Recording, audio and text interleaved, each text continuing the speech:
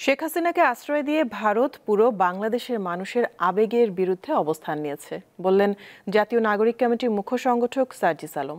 দুপুরে চট্টগ্রাম শহরে ইসলামী আন্দোলন বাংলাদেশের উদ্যোগে এক অনুষ্ঠানে তিনি কথা বলেন। সার্জিস আরও বলেন, বাংলাদেশের ওপর ভারত আধিপত্যবাদী আচরণ করলে তাদের সাথে সম্পর্ক স্থায়ী হবে না। প্রধান অতিথির বক্তব্যে ইসলামী আন্দোলন বাংলাদেশের আমির ও চরমোনাই পীর মুফতি সৈয়দ মোহাম্মদ রেজাউল করিম জাতীয় ঐক্য প্রতিষ্ঠায় এক হওয়ার আহ্বান জানান।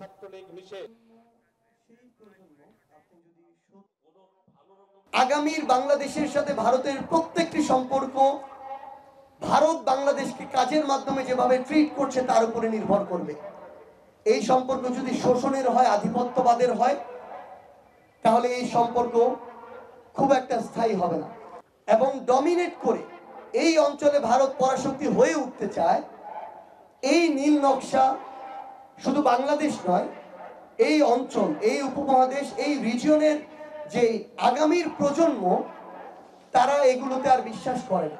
যদি প্রশ্ন করে যে তেঁতুলের কোন অংশ চুকা, মিষ্টির কোন অংশ মিষ্টি, এই প্রশ্নের জবাব যেমন সমংশ এই বিগত দিনের যে শিক্ষা কারিকুলাম সাজানো হয়েছে এর প্রত্যেকটা বই বাদ দিতে হবে, নতুনভাবে বই সাজাতে হবে, নয়তো এই আন্দোলন ব্যর্থ হবে।